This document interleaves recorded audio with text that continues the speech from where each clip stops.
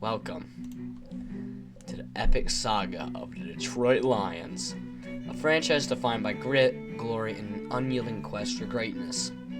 Born in a small Ohio town nearly a century ago, the Lions have roared their way through history from the gritty fields of the 1930s to an electric atmosphere of Ford Field.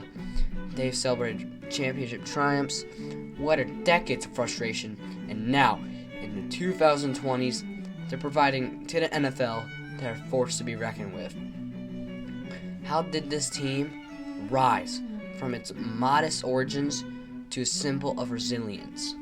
What twists and turns shaped their journey? And now, have they gotten better since day one?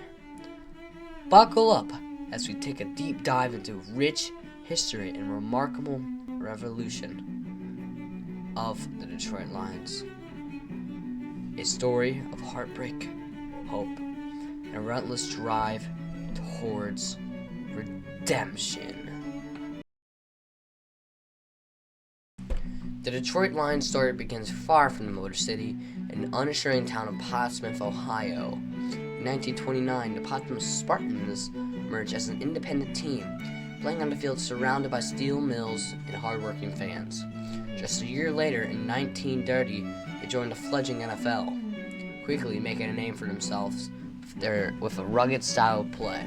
By 1933, they compiled an impressive 28-win, 16-loss, 7-tie record, even battling the mighty Chicago Bears to a tie at the NFL's first ever playoff game in 1932, an indoor showdown that revolutionized the league.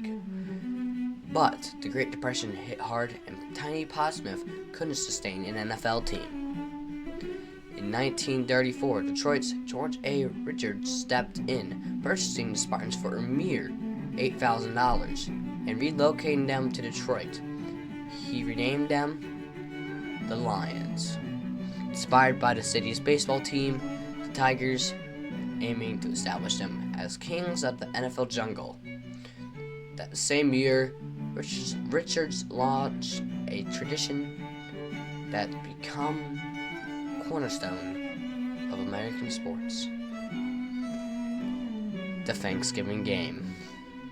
Broadcast nationwide on his radio network, cementing the Lions' place in national spotlight. Success came swiftly.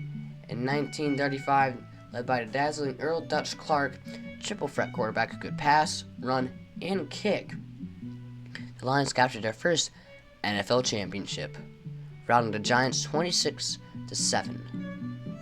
Clark, a charter member of the Pro Football Hall of Fame, set the tone for a franchise that arrived in Detroit with swagger and promise. This wasn't a fluke. It was the birth of a contender. The 1950s marked the Lions' golden age, a decade of dominance that remains a high watermark of their history. The 1940s had been a rough patch, with the team stumbling through World War II, roster shortages, and hitting rock bottom in 1942 with an 0-11 season. Their first true taste of failure. But the post-war years brought renewal.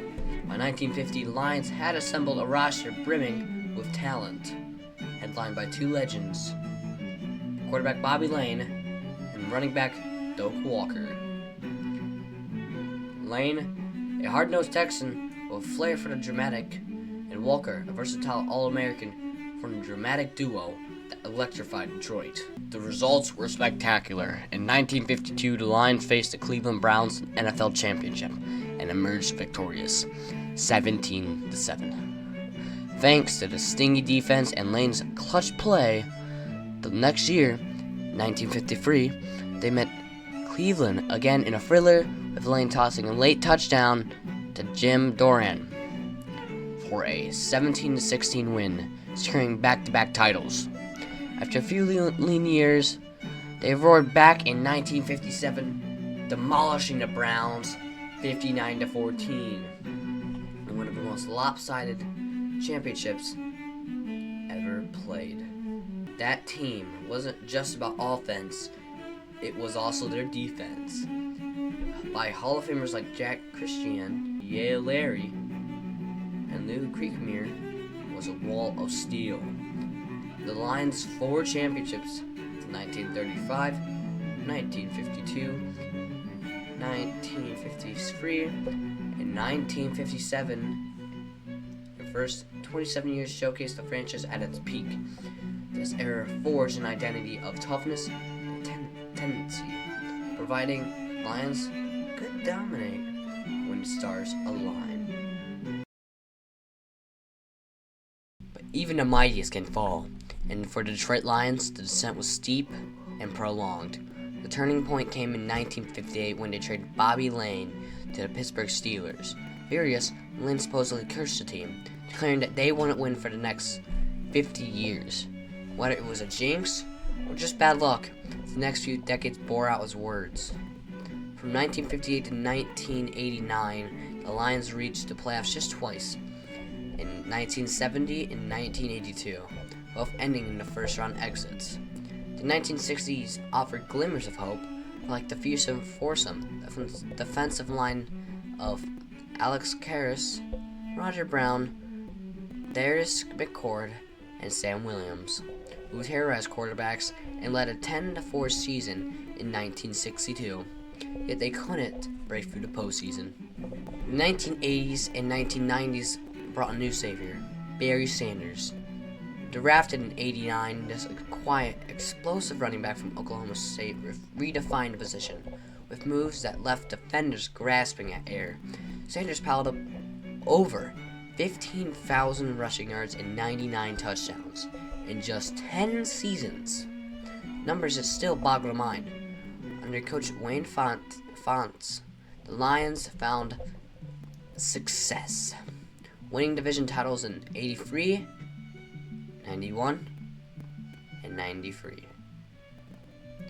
The 1991 season was their pinnacle, finishing 12-4 and storming to the NFC Championship behind Sanders and quarterback Eric Kramer. But a crushing 41-10 loss to Washington dashed their Super Bowl hopes.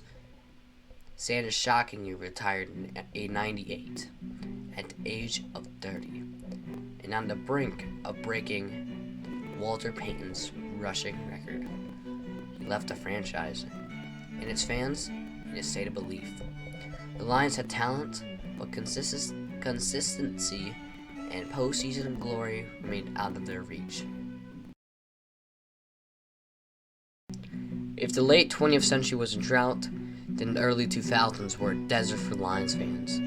From 2001 to 2009, the team endured 9 consecutive losing seasons, a stretch of futility unmatched in franchise history. The worst came in 2008 when the Lions became the first NFL team to go 0-16, a season so dire, still a benchmark for failure. Under GM Matt Millen, whose tenure from 2001 to 2008 saw 31 wins and 97 record. The organization floundered poor drafts like infamous Joey Harrington pick in 2002 and coaching misfires. But every night ends with dawn. In 2009, the Lions drafted Matthew Stafford, a strong-armed quarterback from Georgia, first overall, signaling a pivot towards renewal. Stafford brought immediate hope. In 2011, he drew for over 5,000 yards and 41 touchdowns, leading the Lions to a record 10-6 record. And their first playoff berth since 1999. Receivers like Kelvin Johnson, aka Megatron, who set an NFL record with almost 2,000 receiving yards in 2012. Detroit had an offense to fear. Playoff trips followed in 2014 and 2016, with the 2014 squad boasting an 11-5 record and had a defense led by DeAndre Levy and Glover Quinn that ranked second in the league. A postseason success eluded them. A controversial call in 2014 wildcard loss to Dallas still stings us. After 12 seasons, Stafford's tenure ended in 2020 with a trade to the Rams for Jared Goff and draft picks. New owner Selena Ford Hamp took the reins in 2020, and in 2021, head coach John Campbell arrived with a bold vision, promising a team that would fight like lions. The rebuilding phase was underway, setting the stage for a new era, the Lions era.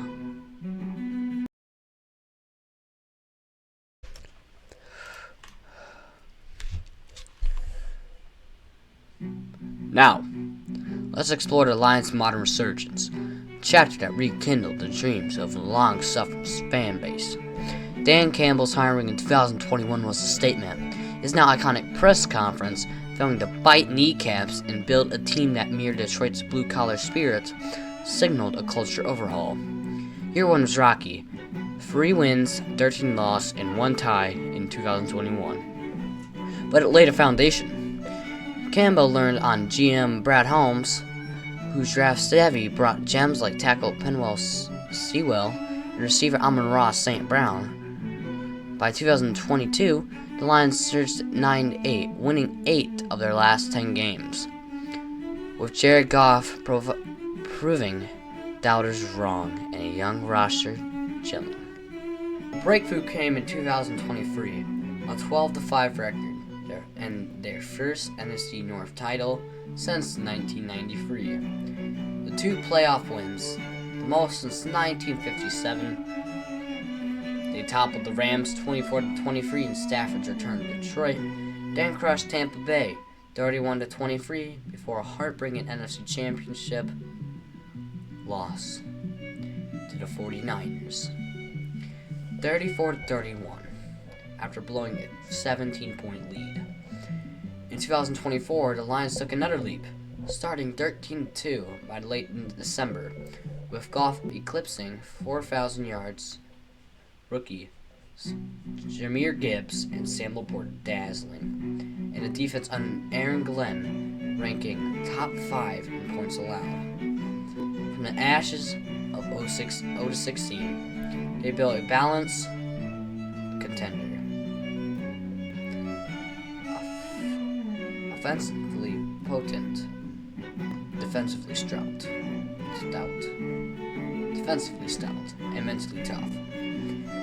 As of February 22nd, 2025, the Lions are no longer a punchline, they're a team of greatness.